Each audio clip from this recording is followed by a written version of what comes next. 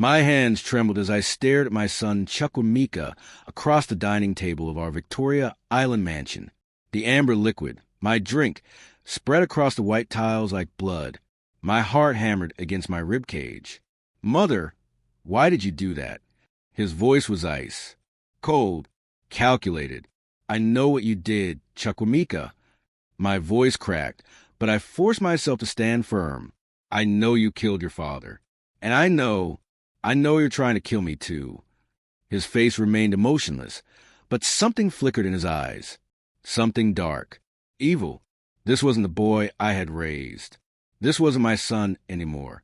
He stood slowly, his 6-foot frame towering over me. "You should have just drunk it, Mama. It would have been painless. Just like sleep." Terror seized my throat. My own child. My own flesh and blood. The baby I had nursed, protected, and loved for 28 years was confessing to murder. To planning and why murder. The $750 million. I whispered, "This is all about your father's money." "Our money, Mother. It should have been OURS. His composure shattered like the glass on the floor. "But you're in the way. You've always been in the way." He moved toward me, and I knew, if I didn't run, if I didn't fight, I would die in this house tonight, just like my husband did 3 months ago. But I had prepared for this moment. I had planned. Hello, guys. Welcome to my channel. Don't forget to like this video, subscribe, and share it with your friends. Drop your thoughts and reactions in the comments. What would you have done if this happened to you? Let's dive in. 3 months earlier, the morning sun pierced through the silk curtains of our bedroom, casting golden rays across Chief Emeka Okafor's face. My husband of 30 years lay peacefully in our king-size bed, too peacefully. His chest wasn't rising and falling with breath. "Emeka?" I touched his shoulder gently. His skin was cold. Ice cold. "Emeka!" I shook him violently, my heart exploding into panic. No. "Emeka, wake up. Somebody help me." My screams brought the household running. Our son Chukwemeka burst through the door first, followed by our housekeepers Margaret and Patience.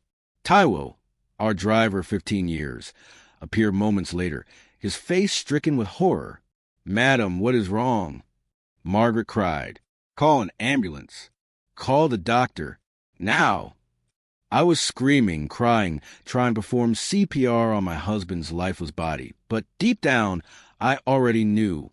Chief Emeka Okafor, billionaire oil magnate, philanthropist, my everything, was dead. The next hours passed in a blur of sirens, police questions, and sympathetic faces. Our Ikoyi mansion filled with relatives, business associates, and friends offering condolences. The preliminary report came swiftly. Massive heart attack. Natural causes. Chief Okafor had been 65, overweight, and had high blood pressure. It wasn't unexpected, they said, but something felt wrong. I couldn't shake the image from my mind. The overturned water glass on Emeka's nightstand. The strange, bitter smell in the room that morning. And most disturbing of all, the way Chukwemeka had stood in the doorway, watching the paramedics work on his father's body, with absolutely no emotion on his face. No tears, no shock, just calculation. "Mother, you should rest," Chukwemeka said later that evening, placing a hand on my shoulder. I flinched involuntarily. "The funeral arrangements, I'll handle everything. You've been through enough. Your father just died, and you want to talk about arrangements?" My voice was sharper than I intended. "Someone has to be practical, Mother." His tone was smooth, rehearsed. "Father would want us to be strong. Besides, there's a matter of the will, the businesses, the inheritance. Your father isn't even cold yet, and you're talking about inheritance?" I stared at my son as if seeing him for the first time. "What is wrong with you, Chukwemeka?" His jaw tightened almost imperceptibly. "I'm simply being responsible. Someone has to think about the future of Okafor Industries, the $750 million empire father built. Get out!" I screamed.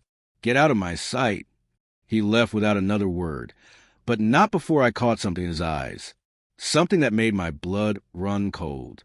It was the look of someone who had been caught, but wasn't sorry, the look of someone planning their next move. That night, I couldn't sleep. I kept replaying the morning in my mind. Emeka had been fine when we went to bed. We'd talked about our upcoming trip to Zanzibar, laughed about our grandson's antics, made love. He was perfectly healthy. At 2 a.m., I found myself in our bedroom, searching. I didn't know what I was looking for until I found it. The water glass from Emeka's nightstand, which I'd hidden away instinctively. The police had ruled it natural causes so quickly, they hadn't even tested it. Under the moonlight streaming through the window, I noticed a faint residue at the bottom of the glass. White powder, barely visible. My hands shook as the truth crashed over me like a wave. My husband didn't die of a heart attack. He was murdered, poisoned, and my son, my own flesh and blood, was the only person who had access to our bedroom that night. He'd brought his father a glass of water before bed. I remembered now. I'd been in the bathroom when Chukwuemeka came in, saying he wanted to check on his father. "Oh, God," I whispered into the darkness. "What have you done, Chukwuemeka? What have you done?" I had to be smart. If my suspicions were correct, if my son had killed his own father for money, then I was in danger too. According to Emeka's will, I inherited everything. The houses, the businesses, the $750 million fortune. Chukwuemeka would only inherit after my death, which meant I was next. I grabbed my phone and called the one person I trusted completely, my childhood friend Ngozi, who now lived in Abuja but visited Lagos frequently. "Adana, do you know what time it is?" Her voice was groggy with sleep. "Ngozi, I need your help." My voice broke. I think my son killed my husband, and I think I'm next." The morning after Emeka's burial, I stood at the window of my bedroom, watching Chukwuemeka in the courtyard below. He was on his phone, pacing back and forth, his gestures animated and aggressive. Something about his body language set off every alarm in my mind. I had to be careful. After confiding in Ngozi, I decided to act normal, to play the grieving widow while secretly investigating. But the fear was a living thing inside me, growing with each passing day. "Madam, your breakfast is ready," Margaret announced from the doorway. "Thank you, Margaret. I'll be down shortly." I forced a smile, but my stomach churned. Could I even trust the food in my own home? That's when the accidents began. The first incident happened 3 days after the funeral. I was driving to the lawyer's office to discuss Emeka's, when my brakes failed on the third mainland bridge. I pumped frantically as my Mercedes gained speed, traffic looming ahead.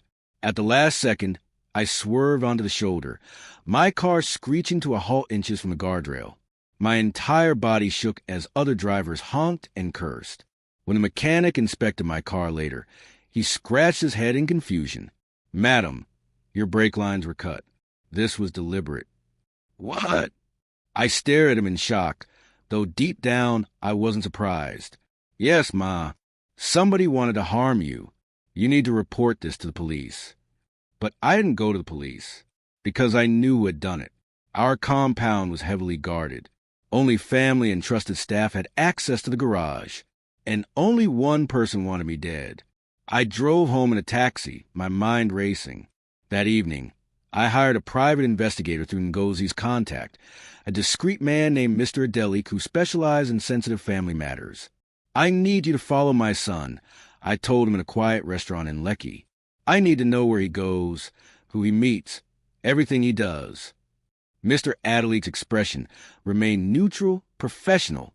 "And your husband's death, Madam Okafor? You mentioned on the phone. I believe my son poisoned him." Saying it out loud made it real, terrible, and undeniable. And now he's trying to kill me. The second incident happened a week later. I had recovered from the brake scare and was trying to maintain normalcy. That evening, I ate dinner alone. Chukwuemeka claimed he had business meetings. The moment I swallowed the first bite of my pepper soup, I knew something was wrong. My throat began to burn. My stomach cramped violently. Within minutes, I was vomiting uncontrollably, my body convulsing with pain. Margaret found me collapsed on the bathroom floor. "Madam, Jesus Christ, somebody help," she screamed. I spent 2 days in the hospital. The doctor said it was severe food poisoning, but the toxicology report showed traces of something more sinister, a slow-acting poison that, in higher doses, could cause organ failure. Chukwemeka visited me in the hospital, bringing flowers and wearing a mask of concern that made my skin crawl. "Mother, thank God you're all right," he said, squeezing my hand. His touch felt like ice. "We need to fire that cook. This is unacceptable." "It wasn't the cook's fault," I said quietly, watching his reaction. "The doctor said someone deliberately poisoned my food." His expression flickered, just for a second, before the mask returned. "What? That's insane. Who would do such a thing? That's what I intend to find out." I held his gaze, letting him know I wasn't the helpless woman he thought I was. That night, after Chukwemeka left, Mr. Adeli came in my hospital room, disguised as a doctor. He handed me a folder filled with photographs and documents. "Your son has been meeting with some very dangerous people, Madam Okafor." He pointed to a photo of Chukwemeka with two rough-looking men outside a bar in Ajigunle. "These men are known criminals. Guns for hire." My blood turned to ice. "Hired killers?" "I'm afraid so. And there's more." He showed me bank statements. "Your son has been withdrawing large sums of money from his personal account. Payments to these men, I believe." I felt sick, but not from the poison this time. "He's planning to have me killed." "It appears so. He's also been in contact with a lawyer. Try and find loopholes in your husband's will. Apparently, if you die within 2 years of Chief Okafor's death, the inheritance situation becomes complicated." I thought quickly, what if I change the will? Make sure Chukwemeka gets nothing if something happens to me. That might provoke him into acting more rashly, Mr. Adeli warned. Right now, he thinks he's being clever, that no one suspects him. We need to gather more evidence before we make any moves.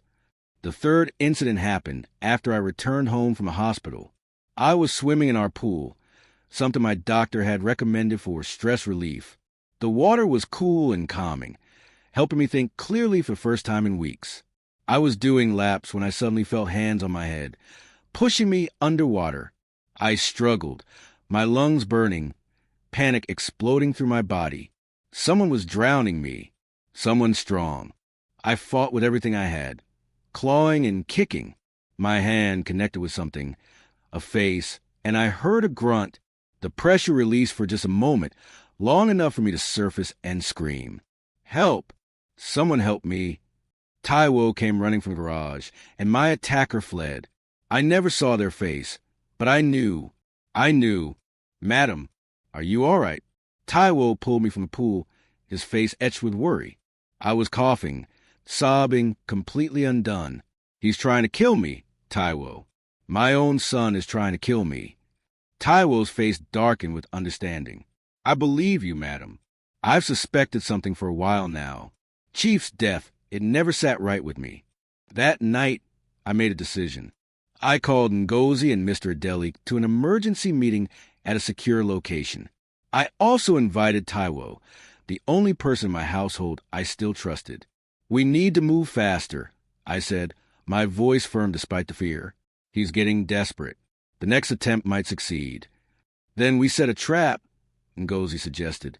"We make him think you're vulnerable, and we catch him in the act." "With cameras," Mr. Adeli added. "Hidden cameras throughout the house. We get him on video attempting to harm you, and we call the police." "But what about the poisoning?" I asked. "We need proof he killed Emeka." Taiwo spoke up quietly. "The night Chief died, I saw something. Chukwemeka entering the compound late, around midnight. He'd been out, came home, went straight to the main house. I thought nothing of it then, but now... He could have put the poison in the water bottle Emeka kept by the bed. I realized he had access, he had opportunity. And God knows he had motive. $750 million reasons. We spent the next week installing hidden cameras throughout the house and grounds. Mr. Adeli coached me on how to act natural, how to set the trap. Ngozi stayed with me, claiming she was helping me through my grief. Her presence made me feel safer, but the fear never left. I was living in my own home like a prisoner, waiting for my son to try to kill me again. And the worst part? A small part of me still hoped I was wrong. Still hoped that my baby boy, the child I'd carried for 9 months and raised with all my love, couldn't possibly be a murderer. But hope was a luxury I could no longer afford. One evening, I overheard Chukwumika on the phone in his father's study. I'd gone downstairs for water and heard his raised voice. "I don't care how you do it. It needs to look like an accident," he hissed into the phone. "Yes, I'll pay you the rest after it's done. Just finish it this week. I'm tired of waiting." My heart stopped. I pressed myself against the wall, listening. "The old woman is becoming suspicious," he continued. "We need to act now before she changes the will or goes to the police." Yes, I understand. Just make it clean." I backed away silently, my entire body trembling. There was no doubt now, no room for hope or denial. My son was planning my murder, and according to what I just heard, it would happen within days. I ran upstairs and called Mr. Adelik immediately. "We need to act now," I whispered urgently. "He's hired someone. They're coming for me this week." "Then we spring the trap tomorrow," he said. "Are you ready, Madame Okafor?" Was I ready to confront my son? To prove he was a killer? To watch him be arrested and taken away, possibly forever? No, I would never be ready for that. But I wanted to live, and I would do whatever it took to survive. The next morning, I played my part perfectly. I told Chukwumika I wasn't feeling well, that the stress was getting to me. I stayed in my room, appearing weak and vulnerable. Through the hidden cameras, I watched him move through the house with calculated purpose. Ngozi had returned to Abuja publicly, but was actually hiding in the guest wing with Mr. Adelik and 2 plainclothes police officers who owed Emeka a favor. Taiwo kept watch in the security room, monitoring all the camera feeds. Around noon, Chukwumika came to my room with a tray. "Mother, I made you lunch," he said with false sweetness. "You need to eat to regain your strength." I looked at the plate, jollof rice with chicken, my favorite, and a glass of fresh orange juice. "Thank you, my son," I said weakly. "You're so thoughtful." He smiled, but it didn't reach his eyes. "Of course, Mother. I only want what's best for you." After he left, I dumped the food in a sealed container for evidence. Through my phone, connected to the camera system, I watched him return to the kitchen and make a call. "It's done," he said into the phone. "She ate it. Give it an hour, and you can come in to discover her body. Make sure you're wearing gloves. No traces." My hands shook as I realized how close I'd come to death. The poison was in that food. If I'd eaten it, I'd be dead within the hour. "Mr. Adelik," I whispered into my phone. "It's time." An hour later, I lay in my bed, pretending to be unconscious. I heard footsteps in the hallway. Heavy, unfamiliar footsteps. The door opened slowly. "Is she dead?" a gruff voice asked. "Check her pulse," another voice responded. Rough hands grabbed my wrist. I kept my breathing shallow, my body limp. Through barely open eyelids, I saw 2 men, the same men from the photographs Mr. Adelik had shown me, Chukwumika's hired killers. "She's still breathing," the first man said. "The poison should have worked by now." "Then we'll have to finish it ourselves." The second man pulled out a pillow. "Suffocation. It'll look like she died in her sleep."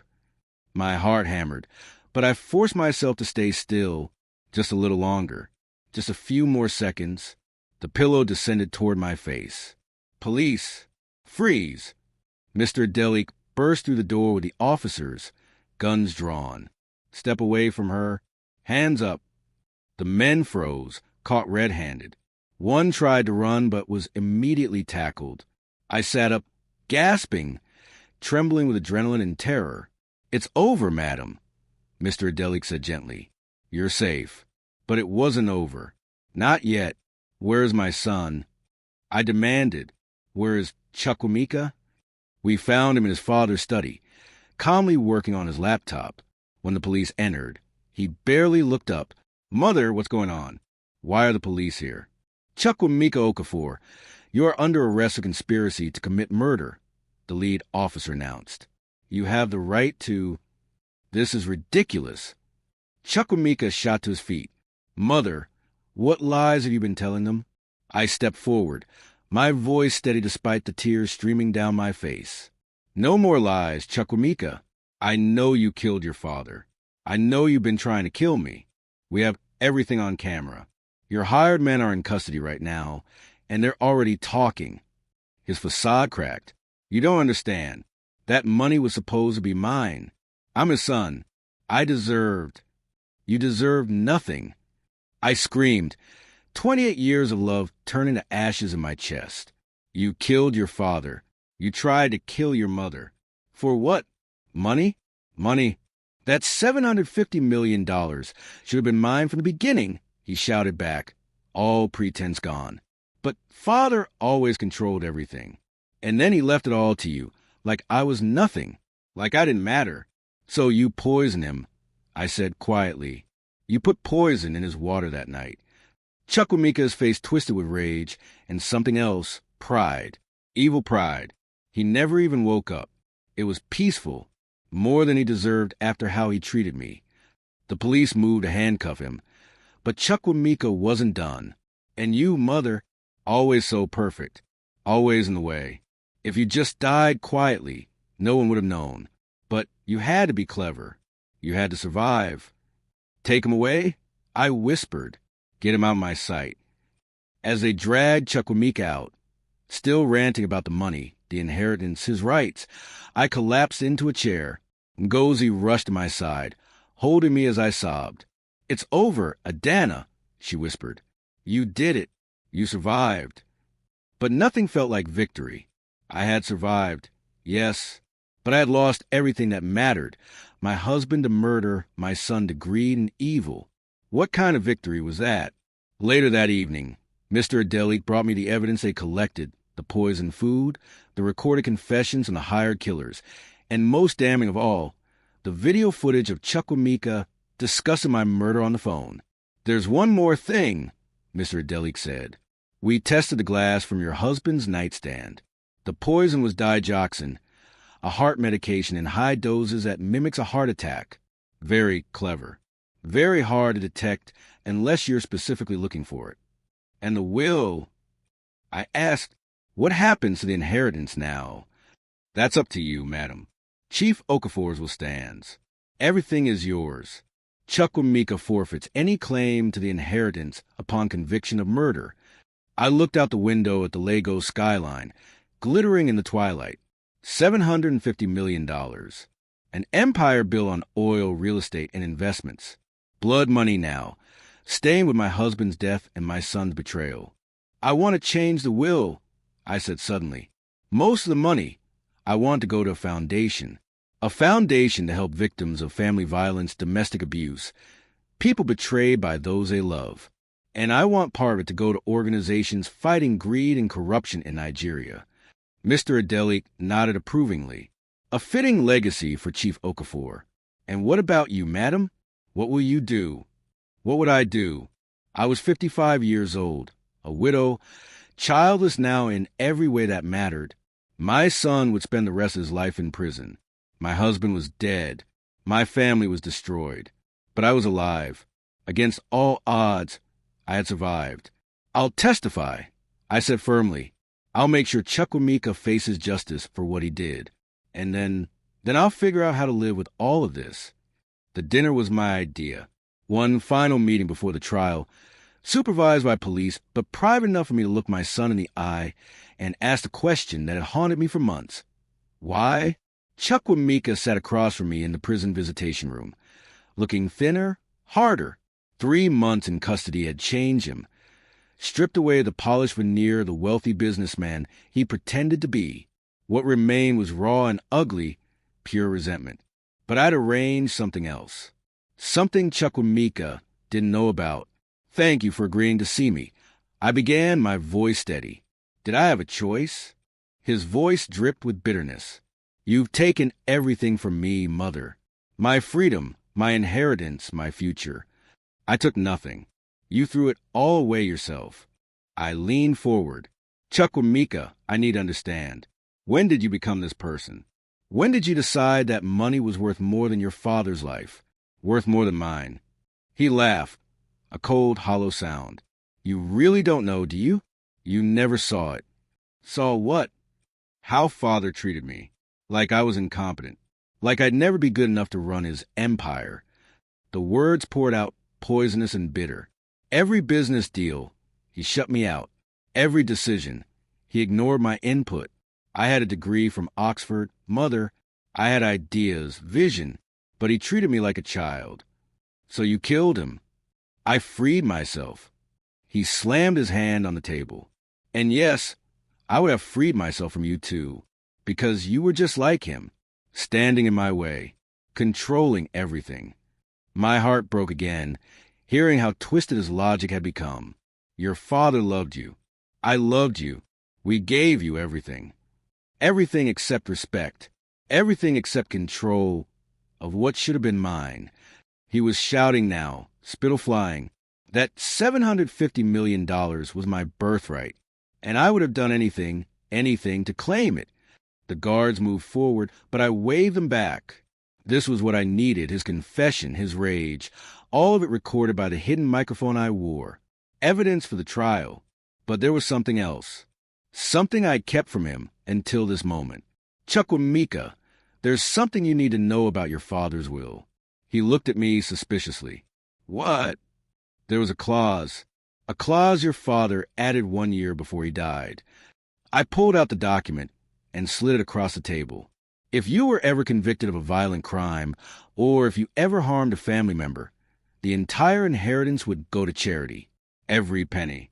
I watched the color drain from his face as he read the words. That's not possible. I had lawyers review that will. Your lawyers didn't see the amended version. I said softly. Your father was many things, but he wasn't stupid. He suspected something about you, some darkness. He never told me what, but he wanted to protect the family legacy. He wanted to make sure his money wouldn't corrupt you further. You're lying. But his voice cracked, desperate now. You fabricated this. It's real, and it means everything you did, murdering your father, try to murder me. It was all for nothing.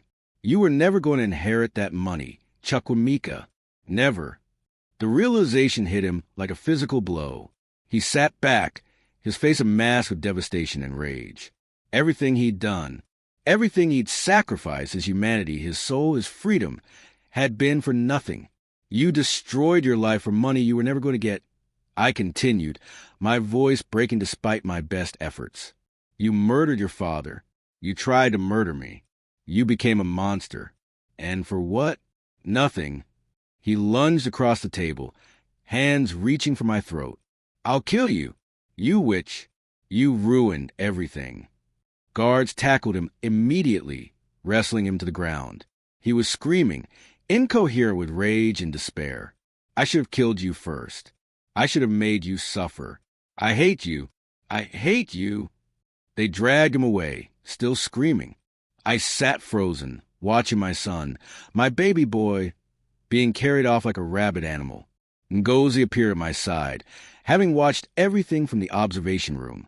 She held me as I finally broke down, sobbing for everything I'd lost, everything that could never be repaired. Why did I have to show him that document? I cried. Why did I need him to know?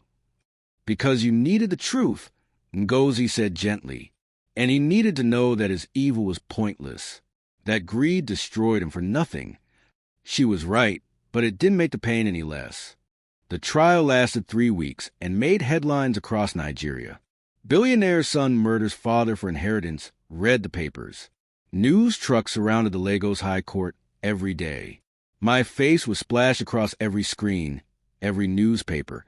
The widow who outsmarted her killer son. I testified for 2 days, recounting every terrible detail. The evidence was overwhelming. The videos, the confessions from the hired killers, the forensic reports showing digoxin in Emeka's system, the poisoned food from that final day. Chukwuemeka's lawyers tried everything, but there was no defense against the truth. When the verdict came, I was in the courtroom, flanked by Ngozi and Taiwo. The judge, a stern woman in her 60s, looked directly at Chukwuemeka as she spoke. Chukwuemeka Okafor, This court finds you guilty of murder in the first degree for the death of Chief Emeka Okafor. This court also finds you guilty of attempted murder, conspiracy to commit murder, and solicitation of murder regarding Adana Okafor. You have shown no remorse, no humanity, and no regard for human life, even that of your own parents. Chukwuemeka stood emotionless, empty. I hereby sentence you to life imprisonment without the possibility of parole. May God have mercy on your soul, because this court has none. The gavel came down, and it was over. I felt nothing, no relief, no satisfaction, no closure. Just emptiness where my family used to be. Outside the courthouse, reporters swarmed me. Mrs. Okafor, how do you feel about the verdict? Will you forgive your son? What will you do with the inheritance? Mr. Adeli cleared a path as Taiwo rushed me to the waiting car. But before I climbed in, I turned to face the cameras. I owed the people watching, especially other families torn apart by greed, the truth.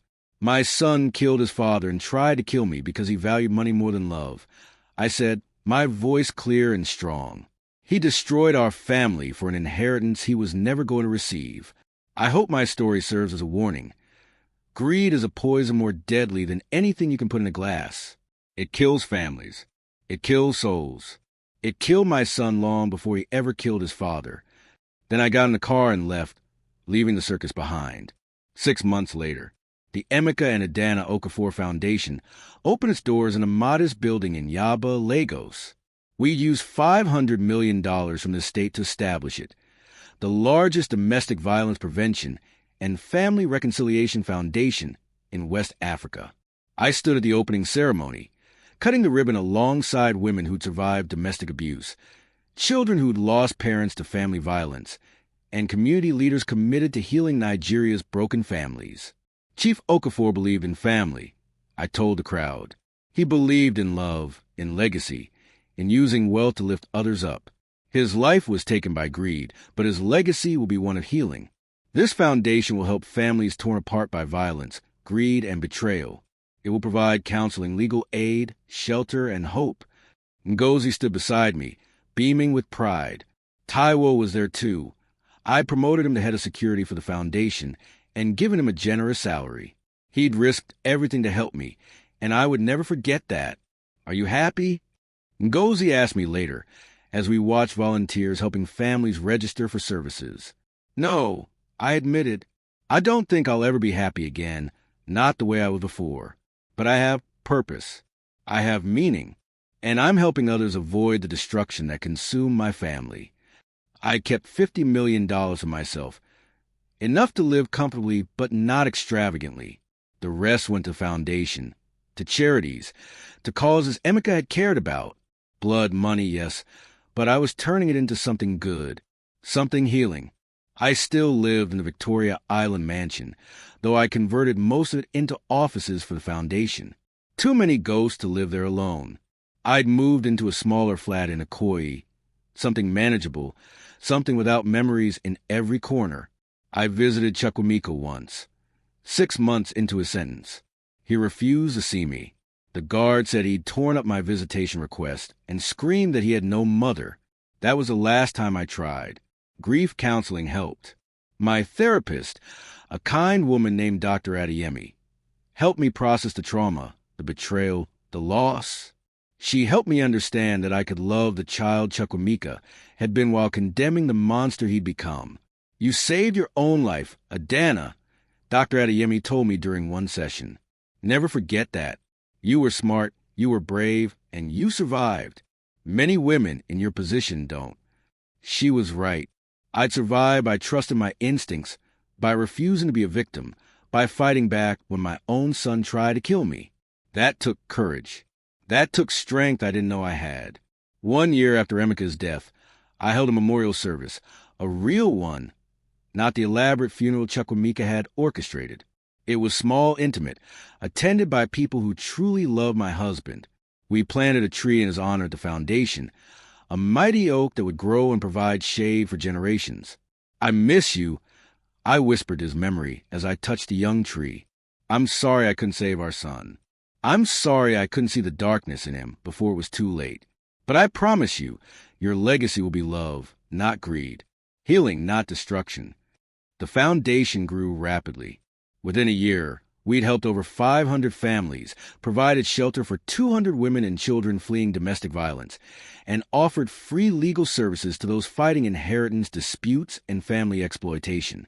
I hired a brilliant young lawyer, named Chioma, who'd grown up in poverty but earned a scholarship to law school. She became the face of our legal aid program, taking on cases of inheritance theft, family manipulation, and financial abuse. Mrs. Okafor, you've saved my life, one woman told me during a foundation event. She was a widow whose children had tried to steal her late husband's property. My own sons were going to throw me out on the street, but your lawyers helped me. Your foundation gave me somewhere to go when I had nothing. These moments made the pain bearable. Every life we saved, every family we helped heal, it gave meaning to my suffering.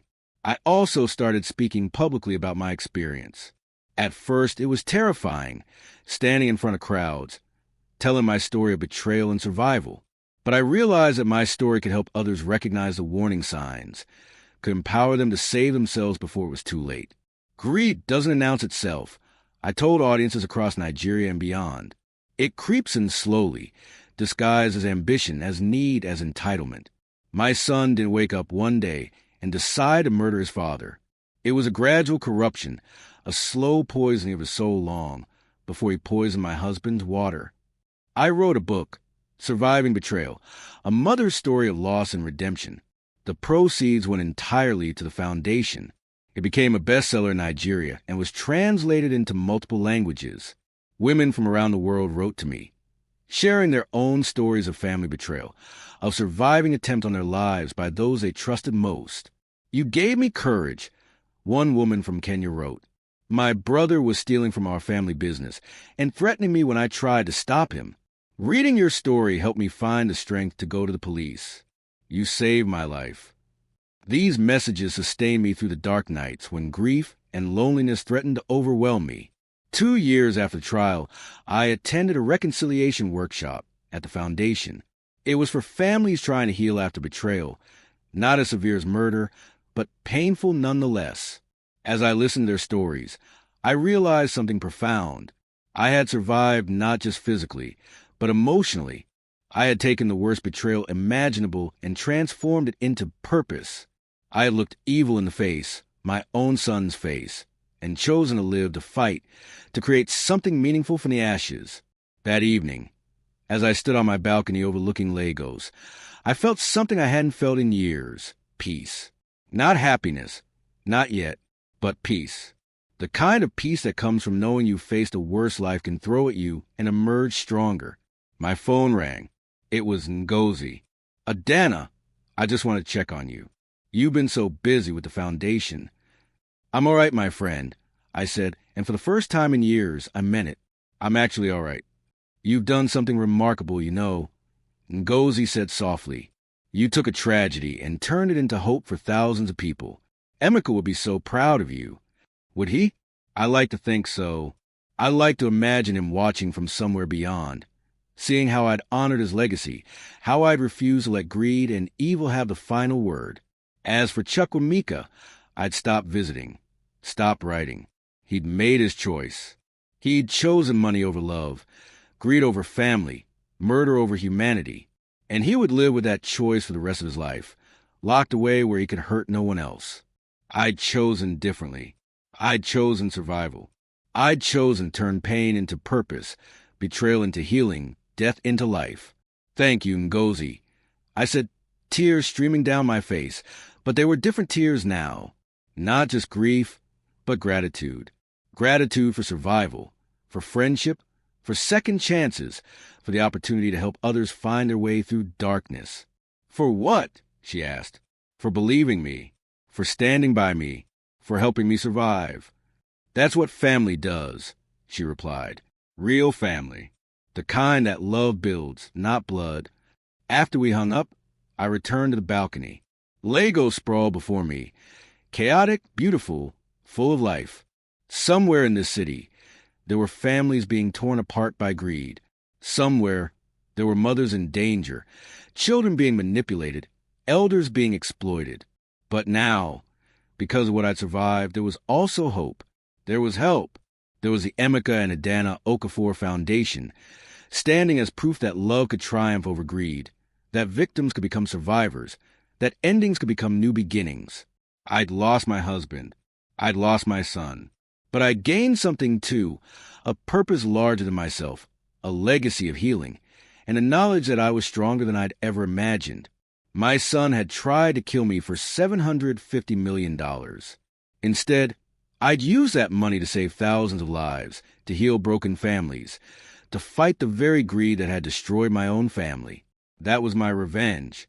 That was my victory. That was how I saved my own life, not just by surviving the physical attempts on my life, but by refusing to let betrayal destroy my soul, my humanity, my capacity for hope. As the sun set over Lagos, painting the sky in brilliant oranges and purples, I made a promise to myself, to Emeka's memory, and to every person the foundation would help. I would live. I would heal. I would turn this darkness into light. And I would never, ever let greed win.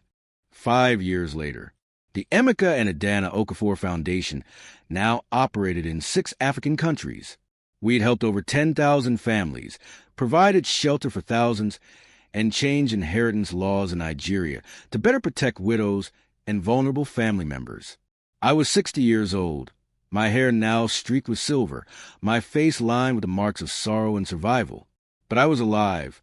I was thriving. I was making a difference. Chukwuemeka remained in prison. I'd heard through lawyers that he'd become withdrawn, rarely speaking to anyone. Part of me grieved for the boy he'd been. But mostly, I felt nothing. He was a stranger to me now, someone I once knew in another lifetime. I never remarried. How could I trust again after such betrayal? But I wasn't alone. I had Ngozi Taiwo, my foundation family, and thousands of people whose lives I'd touched. On the 5th anniversary of Emeka's death, I stood before a crowd of 500 people at our annual foundation gala. Survivors, supporters, volunteers, all gathered to celebrate 5 years of healing and hope. 5 years ago, I lost everything. I told them. My husband was murdered. My son became a killer. My family was destroyed by the very thing society tells us to pursue. Wealth. But from that destruction, we built this. I gestured to the crowd, to the foundation staff, to the families we'd helped. We built hope. We built healing. We built a community that says no to greed, no to violence, no to betrayal. The applause was thunderous. These were my people now. Survivors, fighters, believers in second chances. Later that evening, a young woman approached me. She was maybe 25, with bright eyes and a determined expression. "Mrs. Okafor, I wanted to thank you," she said. 3 years ago, my uncle tried to steal my inheritance after my parents died. He threatened me, tried to force me out of my home. I was terrified and alone. Then I found your foundation. Your lawyers helped me. You gave me hope. Because of you, I won my case. I kept my home. And now, she smiled proudly, I'm in law school. I want to help others the way you helped me. This was why I'd survived. This was why I'd fought. This was why I transformed my tragedy into purpose. What's your name? I asked, taking her hands in mine. Blessing, she said. My name is Blessing. Of course it was, because that's what we all were. Blessings born from tragedy, hope rising from despair, life emerging from death. Welcome to the family, Blessing, I told her. The real family, the one built on love, not blood, on survival, not surrender. As the evening ended and I returned home to my quiet apartment, I looked at the photograph on my nightstand. Emeka and me on our wedding day, 35 years ago, young and hopeful and in love. We did it, my love. I whispered. Our legacy survived. Love survived. We won. And in the peaceful darkness of my room, I finally felt it. Happiness. Not the innocent happiness of before, but something deeper, harder earned, more precious. The happiness of survival. The joy of purpose. The peace of knowing that even in the darkest betrayal, even when your own son becomes your enemy, you can choose life. You can choose healing. You can choose to turn poison into medicine, death into life, greed into generosity. I had saved my own life, not just by outsmarting a killer, but by refusing to let evil have the final word. And that, I realized, was the greatest victory of all.